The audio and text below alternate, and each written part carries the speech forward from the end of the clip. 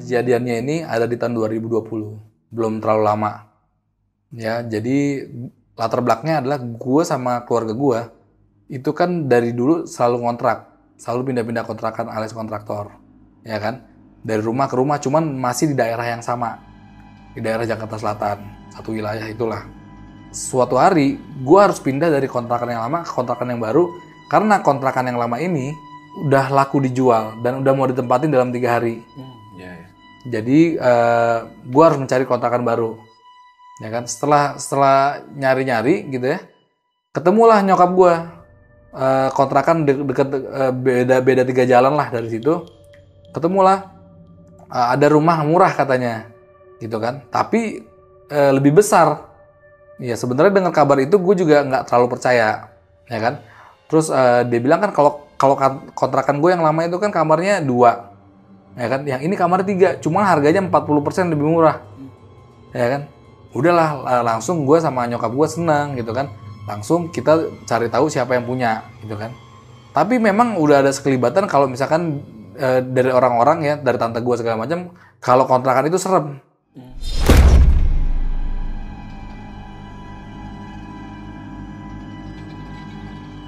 Jadi gue tuh tapi nggak berpikir sama sekali ke situ karena ya gue pikir udah lebih gede, lebih murah. Apakah benar gitu kan? Udah abis itu gue cari yang punya rumah, gue lihat rumahnya, survei, dikasih kunci sama dia, survei bener rumahnya lebih besar. Terus harganya berapa gitu? Pas bilang sekian gitu. Maksudnya belum apa-apa aja udah murah banget nih ya kan? Terus akhirnya deal. Terus nyokap gue bilang gini ke yang punya rumah, bisa nggak ini dibayar setengahnya dulu, sisanya nanti abis pindah 2 minggu. Karena ini kan darurat banget, terus lagi corona gitu kan. Jadi kemarin itu kita disuruh pindahnya dadakan gitu. Terus dengan gue nggak nyangka itu dengan entengnya si yang punya kontrakan tuh bilang, oh ya udah bu pindah aja dulu. Nah gue berpikir kan kayak ini rumahnya udah lebih besar dari rumah gue yang lama. Karena rumah gue yang lama itu kamarnya 2, yang ini 3, lebih murah 40%, terus dibayar setengah juga mau. Tapi dibilangnya serem kan sama orang-orang, cuma belum jelas seremnya kenapa. Ya gue pikir ya, kalau gue asumsinya gini, kalau dari dulu ya sugesti ke gue tuh, kalau rumah yang katanya serem itu rezekinya bagus, gitu kan? Ya udahlah, gitu kan?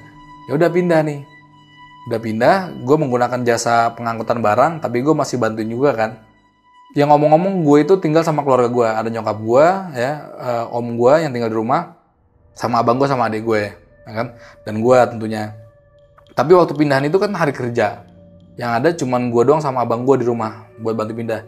Nyokap gue juga pergi gitu. Sore abis ngangkutin barang semua udah diangkutin, cuman belum diberesin. Ketiduran lah gue di kamar bawah. FYI itu kamar 1 di bawah, 2 di atas. Oke, ketiduran kamar bawah yang rencananya itu buat kamar om gue. Karena dia udah tua, maksudnya kita menghindari dia naik-naik tangga. Gitu kan. Gue tidur di situ, ketiduran abis ngangkutin barang, capek gitu kan. Nah, mulailah teror pertamanya, gitu. Jadi kayak dalam mimpi tuh, gue mimpi gitu kan. Mimpi latar belakangnya tuh sama di kamar tersebut. Cuman posisinya gue di luar pintu kamar. Gue ngeliat ke arah kamar yang gue tidurin, itu ada 2 orang, ya. Ini gue lagi cerita merinding juga nih. Terus orang itu sosoknya botak. Gue inget banget yang satu pakai baju kuning, yang satu pakai baju merah putih.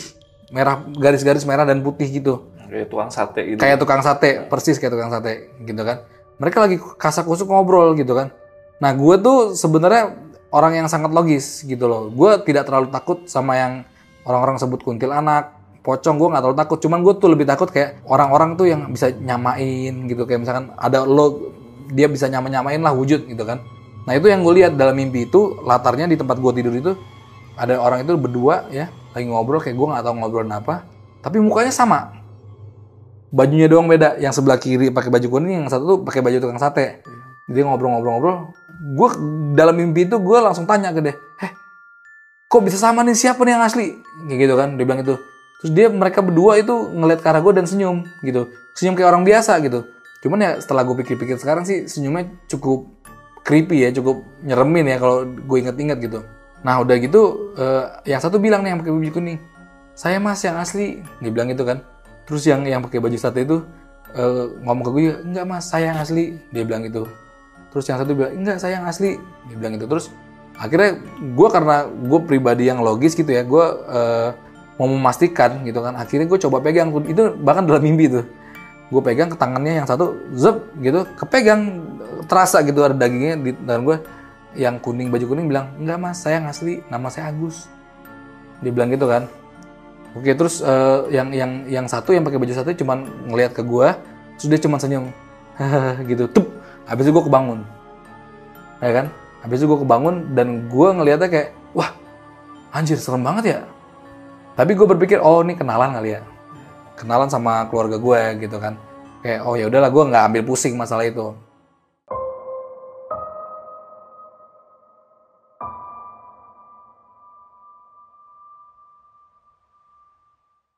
Oke, dan itu hari pertama, terus ya di hari-hari berikutnya adalah kayak, misalkan om gue yang emang tinggal di kamar itu tidur direp-repin kayak, gitu kan. Terus nyokap gue juga pernah juga tidur direp-repin sampai kayak gitu. Cuman emang keluarga gue itu nggak terlalu mikirin yang gitu-gitu. Misalkan ada rep-repan gitu, ya udahlah, paling juga ngimpi atau kecapean, gitu kan. Terus padahal si om gue juga sempat bilang, ini rumahnya banyak hantunya nih, dia bilang gitu kan. Tapi ya udah gitu aja kan, karena murah juga gitu kan. Kita tuh lebih takut nggak punya duit lah daripada sama setan gitu kan. Akhirnya hidup terus berjalan sebulan itu. Nah, tibalah waktunya saat si yang punya kontrakan minta sisa duit yang pertama, gitu kan. Datang ke rumah dia, pas datang ke rumah dia ngeliat-liat rumah gitu udah pada rapi gitu kan. Tapi pertanyaan pertamanya dia itu adalah, gimana? Digangguin nggak? Gitu. Ada kejadian aneh nggak di sini? Dia bilang gitu. Gue kayak tanda-tanya terus, kejadian aneh. Ya gue sih tidak bisa bilang itu kejadian aneh karena itu datangnya kan di mimpi di tempat gue kan, dan cuman rep-repan gitu kan. Akhirnya dia bilang enggak ada kejadian aneh. Bagus deh kalau nggak ada, dia bilang gitu kan. Udah nih. Terus gue bilang aneh banget nih kan. Udah gitu udah. Nah satu ketika itu kan gue adalah kontraktor, artinya gue pindah-pindah kontrakan gitu kan. Tapi gue selalu daerah situ. Dan itu rumahnya bisa dibayangin itu gangnya cuman masuk satu motor doang. Ya, jadi tiba-tiba ada orang lewat gitu, kayak udah dia masih muda, cuman wajahnya udah tua, gitu kan. Dia bilang ke gue kayak, masih inget nggak? Dia bilang gitu kan. Siapa ya? Ini Bang Saud, dia bilang gitu kan, Bang Saud. Terus tiba-tiba abang gue keluar dari, oh Bang Saud, ya, Bang Saud ini Bang Saud yang dulu. Wah, gue inget nih, ya kan. Jadi Bang Saud ini dikenal sama orang-orang itu, dia adalah orang pinter, gitu ya. Dia ngerti lah mistis-mistisan kayak gitu. Terus ya udah kan basa-basi, masuk Bang Saud gitu kan. Waktu itu dia nggak langsung mengiyakan masuk, iya nanti gitu. Nah beberapa hari gitu ada yang dia lewat lagi dan dia mengiyakan buat minum kopi di tempat gua sama ngerokok, ya kan di depan gitu, jebret gitu. Begitu dia minum kopi, dia duduk depan pintu gitu, kayak layaknya orang di kontrakan kan, duduknya di depan pintu ya gitu. Dia ngerokok sambil ngopi. Pertanyaan pertamanya dia cuma satu juga, sama kayak yang punya kontrakan gitu. Yang dia tanyakan pertama adalah, gimana, digangguin nggak? Ada gangguan nggak di dalam di rumah ini? Gue bilang, loh kok nanyanya kayak gini semua ya, kayak gitu kan. Terus si Bang Saud itu langsung dia menceritakan, iya jadi sebenarnya rumah ini dulu itu bekas TKP. Dia bilang gitu, bekas TKP apa? Jadi ada orang ketemu meninggal dan udah berlumuran darah dan udah seminggu akhirnya yang buka polisi. Berarti udah busuk jenazahnya. Udah busuk, betul. Udah busuk jenazahnya. Dan gue dengar cerita dari Bang Saud ini, udah seminggu yang buka polisi karena nggak ada yang berani buka. Kayak gitu. Tapi pas polisi temuin ya bener aja ada mayat. Dia bilang gitu kan. Di mana tuh? Di kamar itu, di kamar gitu. Jadi sebenarnya posisinya ruang tamu sebelahnya kamar gitu kan. Di kamar itu, gue merinding dong kayak buset deh. Bener ini gitu. Iya bener, dia bilang gitu. Terus ya orangnya tuh kayak kamu lah. Dia langsung meneruskan ceritanya gitu kan. Orangnya kayak kamu lah, botak, ya kan, nggak seputih kamu, ya kan, cuman lebih kecil gitu kan. Gue mulai perasaan gue mulai nggak enak kan gitu kan. Mirip sama kayak yang ada di mimpi lu ya? Iya, mirip sama yang ada di mimpi gue. Terus gue tanya kan sama dia kayak, namanya siapa Bang Saud? Pak Agus namanya. Gue merinding, even sekarang nih, gue sumber biolog, gue merinding ya. Setiap kali gue menceritakan ini ke orang gitu ya, ke teman, bahkan ke Lentera Malam kali ini, setiap gue sebut nama itu dan ibaratnya kejadian itu, gue selalu merinding. Kayak gitu loh. Jadi tuh orangnya persis seperti apa yang dibayangkan di mimpi gue mimpiin gitu loh. Oke, terus tapi karena gue adalah pribadi yang sangat logis, gue nggak langsung percaya. Jadi gue di situ gue juga dapat teman karena gue suka main game, ya kan, main ML gitu ya. Adalah anak-anak situ yang gue sekelibatan gue tanya lah sambil dia main, kalau misalkan pas lagi main gitu gue tanya kayak, Mas itu tahu nggak sih rumah Mas itu kan serem banget dulu, kan serem banget dulu. Jadi sebelum Mas pindah ke sini tuh gelap banget, katanya nggak ada yang berani lewat. Sejak keluarga Mas datang sini terang itu, makanya orang pada berani lewat itu, dia bilang gitu. Terus dia bilang kayak, oh iya gitu. Gue tanya ke tetangga-tetangga gitu, emang dulu di sini ada emang ketemu mayat. Berarti valid yang diomongin sama si Bang Saud itu ya? Valid, kayak gitu. Tapi sayangnya gue tidak mencari tahu penyebab kematiannya karena gue masih di rumah situ gitu. Jadi gue kayak nggak mau ngulik borok yang fakta yang terlalu detail karena gue takut menimbulkan ketakutan juga buat nyokap gitu. Akhirnya ya gue rasa udah valid, dan setelah gue tanya ke beberapa tetangga juga memang benar ada kejadian itu, gitu kan. Tapi ya karena rumahnya murah gue stay di situ aja, ya kan. Nah, pas semenjak Bang Saud itu bilang kayak gitu, gue tuh jadi agak jaga-jaga sama rumah itu. Agak jaga-jaga. Nah, ada kejadian lagi, sama dalam mimpi juga. Itu gue mimpi abang gue lagi jedotin nyokap gue ke tembok. Dan mata abang gue nih merah. Mata abang gue tuh merah. Tuh dia lagi jedot-jedotin ke tembok. Buah, gitu kan. Dan itu tapi gue tidur di kamar atas. Pas gue kebangun, gue bener-bener ada kebencian sama abang gue. Jadi kayak, wah gila brengsek banget nih orangnya. Gue sampai ngos-ngosan gitu. Kayak nyata tuh mimpi gitu loh. Terus udah kayak gitu, ya adalah kejadian rep-repan beberapa gitu kan. Udahlah itu, gue anggap itu udah kayak, oh ya udah nih emang rumah ini ada sesuatu. Cuman ya gue sama keluarga gue tidak terlalu mikirin. Karena om gue itu, kakaknya nyokap gue, sholatnya rajin. Ya nyokap gue juga sholatnya rajin. Kok gue kan nggak terlalu. Cuman gue emang tidak terlalu takut sama yang kayak gitu. Gue tidak terlalu terganggu lah gitu kan. Karena kalau misalkan cerita tadi kan gue ceritain kan cuma 1-2 kejadian kan dari beberapa bulan gue tinggal gitu kan. Jadi gue nggak terlalu gubris. Nah gue kan tidurnya pagi ya. Maksudnya gue tuh begadangan orangnya. Gue itu selalu tidurnya habis sholat subuh jam 5 gitu, atau bahkan jam 4 atau setengah 6 gitu gue baru tidur kadang-kadang. Nah tibalah satu pagi tangga gue tuh teriak-teriak. Wah, tapi dia bacaan ngaji gitu loh. Bacaan ngaji, cuman teriak-teriak gitu. Gue pikir ini apa anak ini diajarin ngaji sama orang tuanya keras gitu kan.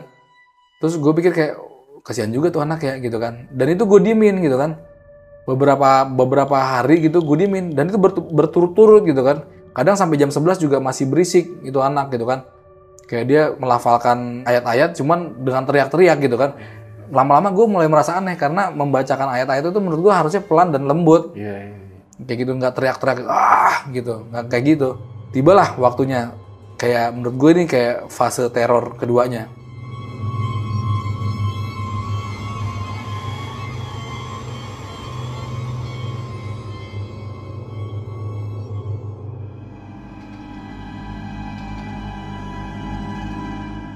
Ini kan tetangga gue langsung ya, tiba-tiba ada perempuan gitu umur 20 tahun ya.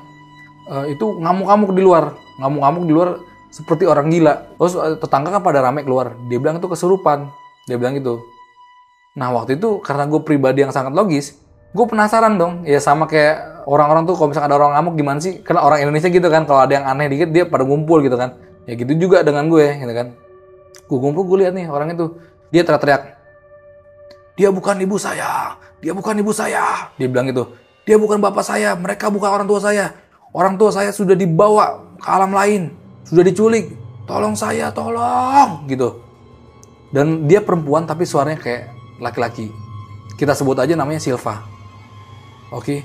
Jadi si Silva ini latar belakangnya dia itu pinter karena dia berjualan online, ya kan. Di rumahnya pun waktu nanti gue ceritain ceritanya itu ada sepatu yang stok sepatu. Jadi sepertinya dia pinter generate money gitu ya, bisa mencari uang dari online. Itu kan artinya dia punya akal yang sehat gitu kan. Tapi hari itu dia tidak kelihatan sehat. Dia teriak-teriak kayak gitu. Terus gue sih sebenarnya masih oh ya udah gitu kan, kesurupan gitu kan. Terus kalau menurut gue kayaknya orang belaga gila aja sih. Kayak gitu kan, apa cari perhatian atau gimana gitu kan, begitu. Tapi kejadian ini berlangsung kayak 2 hari kumat, berbulan-bulan, ya kan. Terus karena gue tidurnya pagi dan dia selalu ngamuknya itu pagi gitu kan, gue terganggu gitu. Ada suatu waktu dia keluar jebret gitu, gue datang ke rumahnya, gue bilang, "Bu, tolong lu, nih ganggu," bilang gitu sama ibunya gitu kan. Malah ibunya minta tolong sama gue balik, ya kan, ibunya si Silva ini. Dia bilang, "Mas, tolongin dong Mas, ya kan saya udah ditimpukin nih, udah dicakar nih segala macam." Wah, yang bener Bu, bilang gitu kan. Gue masih berasumsi anak ini tuh normal-normal aja. Cuma dia mungkin cari perhatian sama orang tuanya, atau karena gue masih agak ragu sama orang yang kesurupan, karena gue pikir orang yang kesurupan itu mungkin cuma dia stres, kayak gitu kan. Jadi gue pikir ini lebih ke kejiwaan. Gue datanglah ke rumahnya. Nah, saat itu barulah gue lihat mukanya sangat jelas, gitu ya. Gue lihat matanya itu ya sedikit celong, ya kan, kulitnya sawo mateng gitu kan. Tapi di situ dia udah bau pesing, gitu kan. Dan dia di situ masih sama memaki-maki orang tuanya, terutama ibunya, kayak dia bukan ibu saya. Dia bilang kayak gitu kan. Terus di situ selain gue ternyata udah ada tetangga juga yang duduk situ, ya kan, yang sambil baca-baca doa gitu. Dia pas lagi baca doa pelan-pelan gitu, ditunjuk juga gitu. "Kamu baca apa itu? Baca apa? Jangan baca-baca ya. Saya nggak suka ada baca-bacaan kayak gitu. Jangan baca-baca," dia bilang gitu kan. Terus dia pas ngomel ibunya gitu, gue tersinggung karena ya gue kan sangat sayang ya sama ibu gue. Jadi gue kalau ngeliat ada anak kurang ajar sama ibu itu gue agak sensi gitu.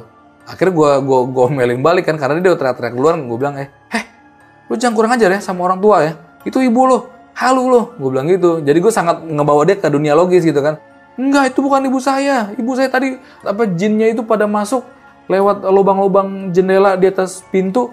Mereka masuk berbentuknya asap, terus dia bawa kabur ibu saya.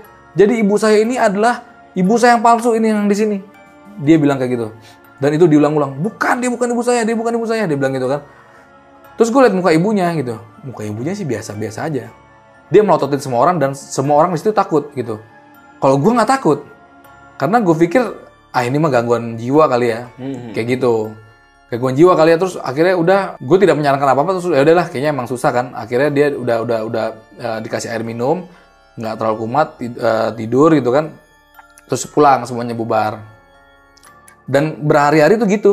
Jadi kumat tidur gitu kan. Nah pas satu hari gue kan kayak dari tadi cerita, gue kan tidurnya kan malam ya, pagi gitu. Adalah satu hari 3:30 pagi, gue kan biasanya masih bangun gitu ya. Dan gue main game di situ kan, main Mobile Legends. Terus tiba-tiba ada suara yang ngetok pintu gue, tek tek tek, "Assalamualaikum," gitu kan. Nah, serem banget kan, tanpa itu tahu siapa juga gue udah serem banget gitu. 3:30 pagi ngapain kan? Gue langsung kayak tersentak gitu. Gue kaget kan, siapa yang ngintip gitu kan.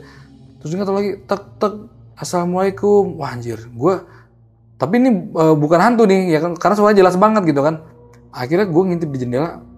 Gue lihat si Silva itu lagi pakai mukena, ya kan, mukenanya sedikit basah dan kotor, dan dia nggak pakai celana karena kelihatan agak nerawang dari lampu teras gue. Terus dia matanya yang sangat serem gitulah gitu ya. Gue buka pintunya, gue sangat ketakutan sekali. Sebenarnya gue sangat ketakutan sekali, tapi gue menutupi hal tersebut. Jadi yang keluar dari gue tuh malah marah, defensif gue. "Ngapain lo?" Gue bilang gitu kan, "Ngapain lo?" Terus dia bilang, "Boleh nggak saya masuk?" Dia bilang gitu kan. Gue di situ ketakutan banget, ya, gue ketakutan banget. Tapi gue defense, enggak. Gue jadi defense seperti itu. Jadi agak teriak-teriak juga, balik lo ke rumah gitu kan.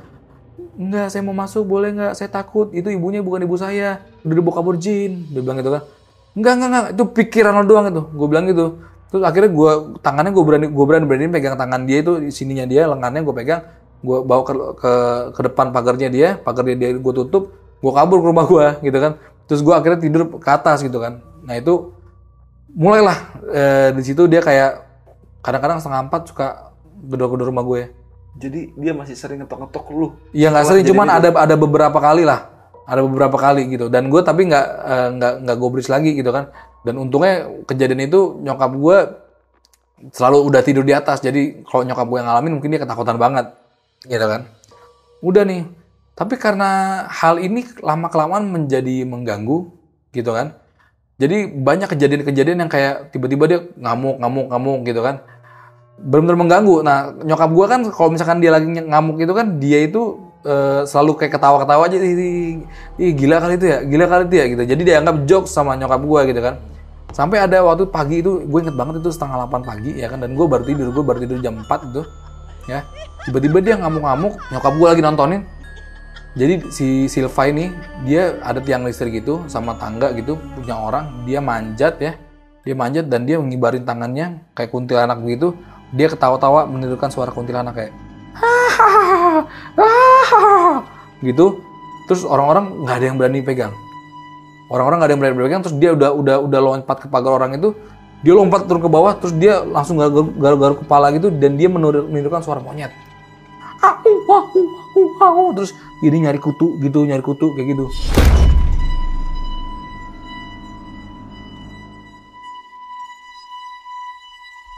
Tapi saat itu nyokap gue ngelihat gitu kan, tapi nyokap gue dikejar gitu deh, wah gitu. Akhirnya nyokap gue ke rumah, ya kan, dan nggak sengaja ngebangunin gue.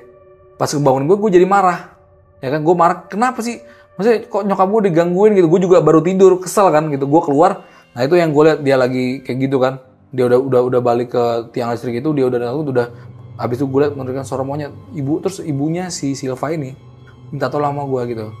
Mas, tolongin dong bawa anak saya masuk gitu kan. Ya, even gue waktu itu tidak pakai baju gitu, waktu tidur gitu kan.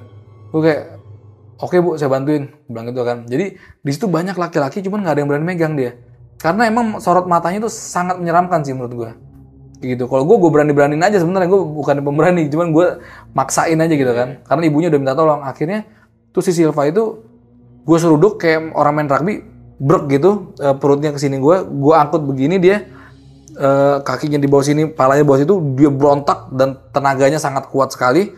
Gitu kan, gue bawa dia, gue taruh ke rumahnya, dibawa masuk, which itu bau pesing banget, gue taruh di lantai gitu. Warga tuh sekitar udah teriak-teriak dari luar rumahnya. Udah bu, pasung aja bu, pasung gitu kan. Dari situ gue agak sedikit iba ngeliat ibunya gitu ya. Cuman akhirnya ibunya juga nggak bisa menampilkan pendapat masyarakat. Akhirnya diikat lah dia pakai kain, diikat di kursi yang kayu jati gitu. Pakai kain, tangannya diikat seperti orang diborgol begini ke belakang. Tapi wujudnya sih udah ngeri banget sih. Ya kan itu kan yang gue cerita tadi kan udah lumayan berbulan-bulan kan. Dan dia setiap hari kayak gitu. Waktu itu gue lihat celongnya yang tadinya segini udah hampir sampai ke bibir gitu. Udah bibirnya celong, itu biru, matanya merah, rambutnya udah literally berantakan, bajunya compang-camping dan bau pesing banget kayak gitu kan. Wah, udah wujudnya udah serem banget deh. Kayak gitu kan, dan dia masih melafalkan masalah yang sama. Dia bukan ibu saya, tolong saya, tolong. Tapi anehnya nih, kalau misalkan dia dibawa keluar, itu dia tenang. Kayak gitu. Dibawa keluar dari lingkungan rumah itu? Iya, jadi kan pernah dia dibawa ke rumah omnya. Tenang. Pulang lagi, kumat lagi. Dibawa nginep lagi, pulang lagi. Ya kan, karena kan orang lain itu kan, kayak Omi itu kan mungkin juga kerja kan. Nggak bisa mengayomi dia setiap hari. Tapi setiap dibawa ke rumah, dia selalu teriak-teriak hal yang kayak gitu. Nah, pernah ada kejadian final yang buat gue akhirnya stop ngebantu dia. Adalah dia malam-malam, 11:30 malam, gue baru balik kerja. Ibunya gedor rumah gue, ibunya langsung. Dia bilang kayak, Mas, tolong dong mas. Jadi kayaknya gue tuh dianggap berani gitu. Karena orang-orang tuh gak ada yang berani. Jadi dia minta tolong sama gue gitu. Ya sebenarnya gue takut gitu kan. Cuman gue menghargai ibunya gitu kan. Mas, tolong mas, cari Silva mas. Soalnya itu udah kabur gak tahu kemana. Dia bilang itu bapaknya udah nyari, saya mau nyusulin gak ada motor. Dia bilang gitu kan. Udahlah, akhirnya gue nyalain motor, gue boncengin sama ibunya. Adalah dia ketemu depan masjid. Deket situ 1 kilometer lah, nggak deket juga kan itu belok-belok kan. Ketemu dia di situ, terus bapaknya telepon ibunya, di sini gitu kan. Gue samperin lah dia ke situ kan, disuruh pulang Silvi, nggak mau gitu kan. Gue pegang gini, ayo pulang. Gue udah, ibunya juga udah pasrah, bu maaf nih bu ya, gue bilang gitu kan. Terus dia bilang kayak, udah bu mas nggak apa-apa, gue geret aja ke rumah gitu kan. Gue pegang tangannya, ini sumpah dia tenaganya besar banget gitu. Even gue juga biasa nge-gym gitu kan. Gue bisa angkat berat yang lumayan. Cuman ini perempuan kecil, tenaga terlalu besar buat ukuran dia. Menurut gue gitu kan. Dan gak ada capeknya gitu kan. Gue tarik, wah gila nih. Nah di situ gue ngerasakan nih ada yang aneh nih, gitu kan. Terus akhirnya tapi anehnya itu adalah ada orang lihat, ya kayak preman tua di situ, ya kan. Dia bilang, kenapa sih? Tiba-tiba tuh si Silva lari ke arah orang tersebut naik motor. Dia langsung naik motor itu. Pak tolongin saya, Pak. Dia bukan orang tua saya. Nah kan jadi ngadu domba gitu kan. Iya. Terus dia bilang, ya udah maunya apa? Mau saya jalan-jalan. Gue bisikin sama ibu yang, Bu, bawa ke Grogol aja Bu, rumah sakit langsung, gitu kan. Aduh jangan deh, saya pikir-pikir dulu gitu. Jadi gue bingung juga sama ibunya, gitu. Gue selalu mensuggest ibunya tuh buat bawa ke rumah sakit jiwa, tapi ibunya selalu mendatangkan dukun. Kayak dukun yang dibuat ngobatin si Iya. Silva. Nah ini yang lupa diceritakan. Jadi sebelum kejadian ini, dia sering ngamuk gini, yang datang bukan psikiater atau misalkan dinas sosial, itu selalu dukun yang datang. Sampai gue inget banget beberapa dukun itu ritualnya sampai kayak gini-gini. Muter-muterin rumahnya dia gitu kan. Muter-muterin rumahnya dia. Cuman gue pikir kayak, ini dukun ada yang iya, ada yang kagak nih kalian gitu ya. Ada juga yang ngaku-ngaku dukun tapi mau duit. Kali gue seuzonnya begitu kan gitu. Tapi ada satu waktu itu yang, kalau ini gue gak lihat langsung, cuman abang gue yang lihat gitu kan. Dia itu ada satu dukunnya udah agak tua, cincinnya besar-besar gitu kan. Orang pinter kali kita bilang ya. Terus dia udah duduk gitu, tiba-tiba dia tuh pencet jempolnya si Silva itu, dan itu keluar muntah hitam. Itu kalau misalkan lo udah nonton, mirip filmnya The Medium. Jadi muntahnya hitam semua, kayak gitu.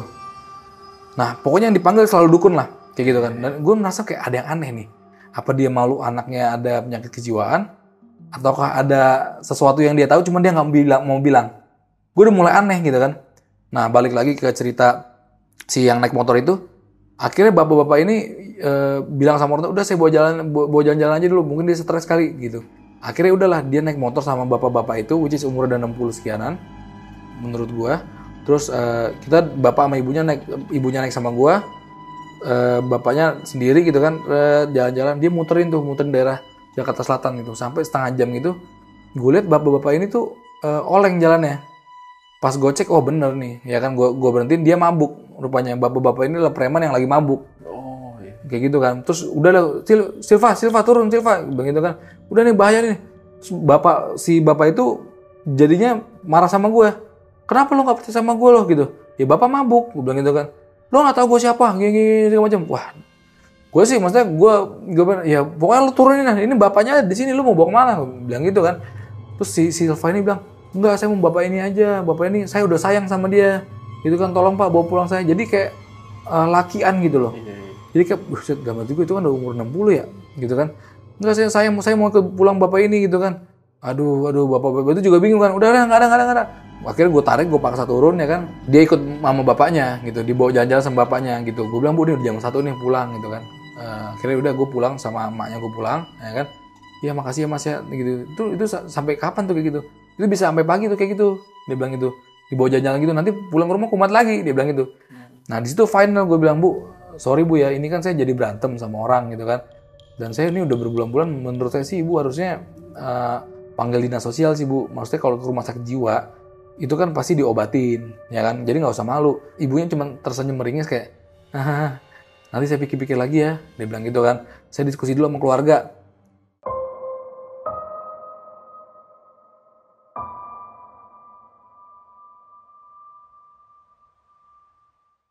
Terus udahlah, dari situ gue tuh merasa makin aneh sama ini orang, ya kan, sama keluarga ini gitu. Apakah dia nggak mau ke rumah sakit karena takut bayar, karena nggak punya uang gitu, karena lagi corona gitu kan. Gue coba telepon, gue lihat di Google, gue coba telepon ke rumah sakit itu, ternyata bisa pakai BPJS saja gitu. Tapi rumah sakit jiwa itu harus dianterin, jadi dia nggak mau terima orang yang ibaratnya gangguan jiwa itu ke situ tanpa ada keluarganya. Iya. Harus ada yang tanggung jawab lah kayak gitu. Terus ya gue sampaikan ke ibunya gitu.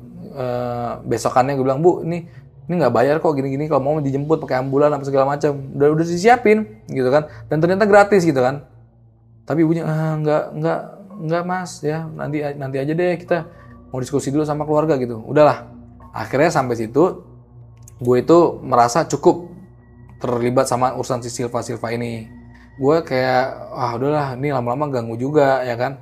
Dan setelah kejadian itu dia mau teriak-teriak kayak apa, gue udah males gitu. Bahkan gue udah, ibunya tuh kalau misalkan ngeliat gue tuh kayak merasa tolongin gue dong, karena nggak ada yang nolongin kan, gitu kan.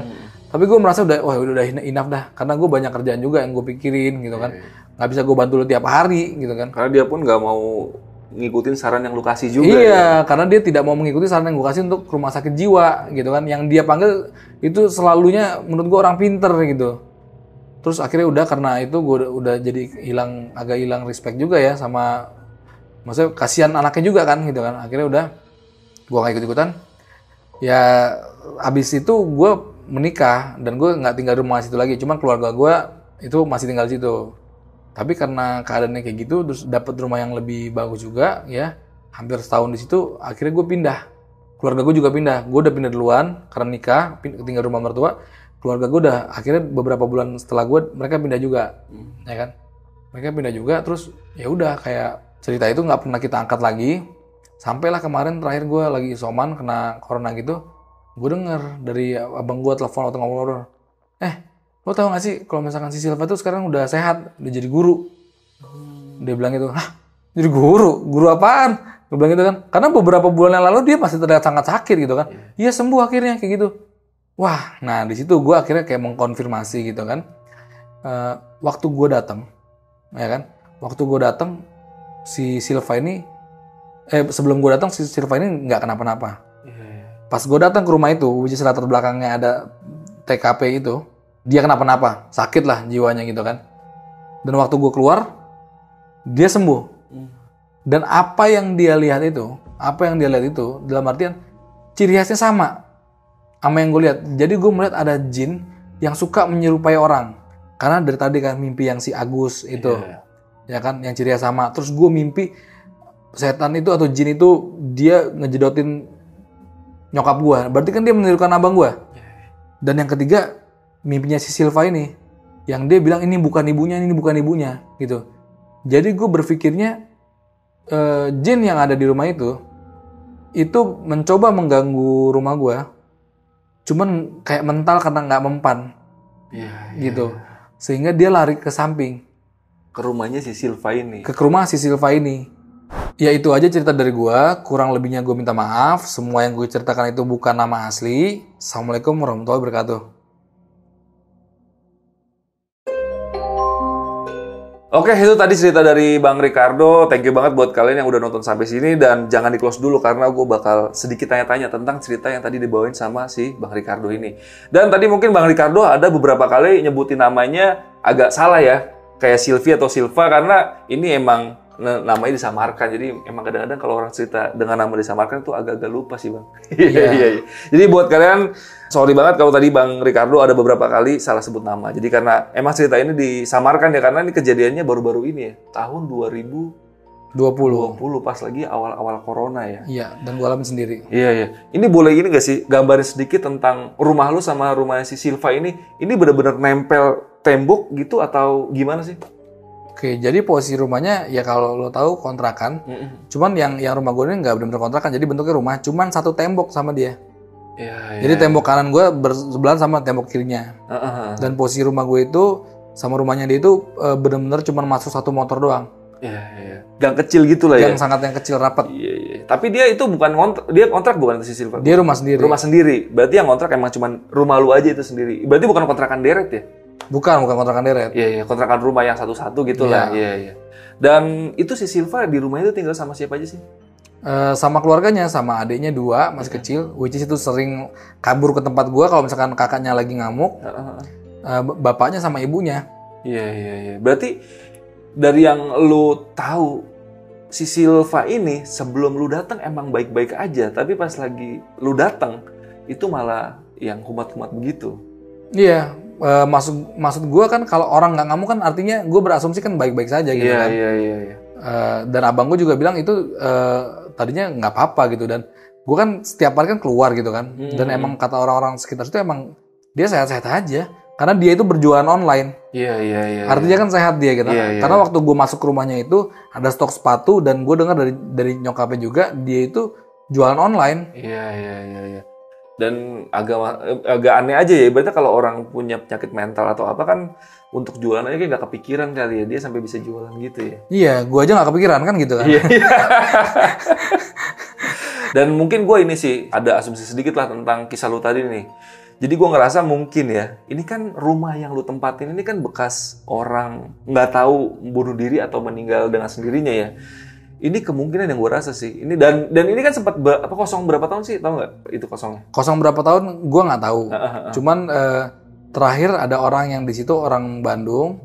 Dia nggak lama di situ karena dia habis itu beli rumah. Oh iya. Tapi nggak dengar cerita ada horor-horornya kalau pas ditempatin dia. Iya, gue dengar sih dia pindah juga Karena ada mistisnya juga. karena ada bisnis juga. Iya. Jadi asumsi gue sih kemungkinan. Jadi karena rumah ini udah terbiasa kosong, pas lu tempatin, penghuni itu kayak nggak suka.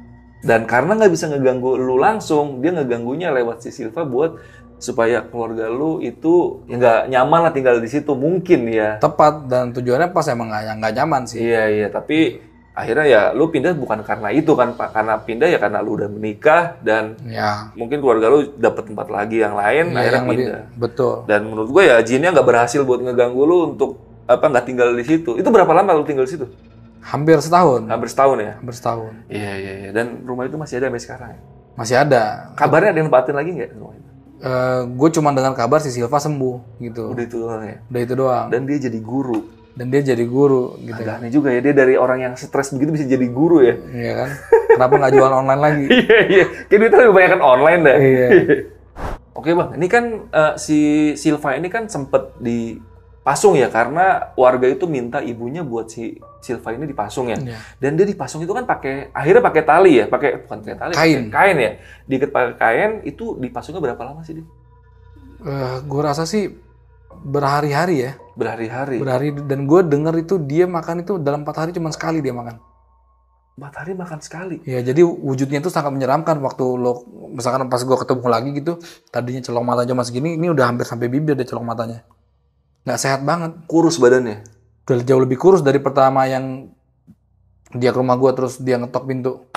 Tapi berarti ini ya, terus sama fisiknya si Silva ini ya, yang serem juga kan karena dia sampai badannya bau pesing ya. Ya. Itu kayak nggak pernah mandi berarti pas selama dia sakit itu kayaknya ya. Iya, jadi kencing di situ mungkin juga, sorry ya, pup di situ kali ya. Makanya baunya tuh sangat nyengat banget. Yang gue heran itu kenapa udah kayak gitu masih bertahan nggak mau dibawa ke rumah sakit kayak gitu. Iya. Itu kan udah nggak bener. Dia selalu mendatangkan, sorry ya, dukun kalau menurut gue. Yang menurut gue setengah dari mereka adalah palsu kalau menurut gue. Iya. Dan tadi dukun yang cukup serem tuh yang sempat mencet jempolnya si Silva itu ya. Dia muntah darah tuh darah air atau kental gitu gimana sih? Nah oke, itu gue nggak lihat langsung. Cuman yang lihat adalah abang gue. Which is itu kan nggak ada buat apa abang gue bohong gitu kan. Tapi waktu dipencet itu sama orang itu emang keluar darah hitam kayak encer banget gitu. Gue pikir itu darah sih. Darah cuman agak lebih gelap kali ya. Agak lebih gelap. Cuman gue pikir tadinya gue berusaha melogis-logiskan diri kayak misalkan itu kan dia nggak makan-makan terus asam lambungnya ngunyah terus dia berdarah kan. Itu bisa jadi. Itu kan bahasa logisnya gitu kan. Tapi waktu gue nonton film The Medium itu mengalami hal yang sama. Jadi kalau misalkan orang kayak kerasukan gitu, pas waktu di film ini tuh panggil dukun juga, pas di ritual-ritual buat pengusiran setan itu, eksorsisme itu, muntahnya hitam. Iya. Karena gue juga sempat juga dengar beberapa cerita itu banyak yang ibaratnya kayak kena guna-guna sih biasanya yang kena kayak gitu ya. Kena guna-guna biasanya bisa muntah hitam atau kadang-kadang saat di scan atau di ronsen itu di perutnya itu ada sesuatu lah yang paku aneh-aneh. bahkan apa segala macam. Itu kan maksudnya selogis-logisnya kita Iya. saat ngeliat hal kayak gitu kita cuman yang ada di dalam kepala kita cuman mungkin gitu. Iya. Tapi yang kita tahu ya itu kejadian depan mata gue gitu loh. Gila sih itu jangan sampai lah kalian ngalamin hal-hal kayak gitu karena apalagi kalau ini potensi diguna-guna juga kadang-kadang bisa juga kali diguna-guna ya si Silva ini. Nah, yang menjadi pertanyaan gue adalah kenapa ibunya selalu memanggil dukun? Iya. Ya nggak? Ini seuzonnya gue aja. Apakah dia pernah melakukan sesuatu di masa lalu, melakukan perjanjian dengan siapa, gitu kan? Ataukah kalau misalkan nggak seuzonnya itu, apakah dia cuma malu kalau misalkan anaknya itu dibilang gangguan jiwa? Iya. Karena setiap ibu dimanapun pasti akan patah hati ya kalau ngeliat anaknya sampai masuk rumah sakit jiwa ya, apalagi kayak gitu ya, dengan kondisi yang kayak gitulah. Ya tapi kalau misalkan kita punya anak terus anak kita gitu kan kita prefer buat sembuh dong. Ya, pasti sih. Dibandingin manggilin dukun. Iya. Gitu. Jadi itu ada satu misteri. Iya. Kalau buat gue. Ya, jadi dia pernah perjanjian setan gitu. Ya karena imbasnya anaknya ini. Gue berpikir ke situ sih ya. Maksudnya buat orang yang gue logis ini itu sangat berlawanan sama apa yang ada dalam kepala gue. Iya. Cuman ya itu mungkin aja terjadi. Iya. Tapi pas lagi habis diobatin sama dukun yang sampai si Silva ini muntah, itu ada perubahan sedikit nggak sih dari si Silvanya? Selalunya gini, itu dia diobatin, dia 2 hari kalem, terus atau seminggu kalem, kumat lagi. Kumat lagi. Berarti nggak sembuh-sembuh. Baru yang terakhir kali lu dengar kabarnya, dia benar-benar sembuh dan bisa ngajar ya? Iya, udah jadi guru dia. Iya. Oke deh.